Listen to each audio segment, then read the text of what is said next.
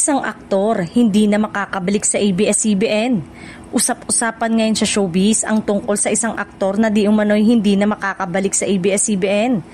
Ayon sa mga balita, nagkaroon umano ng hindi pagkakaunawaan sa pagitan ng aktor at ng pamunuan ng Kapamilya Network, kaya't mahihirapan na itong muling makapasok sa kanilang mga proyekto.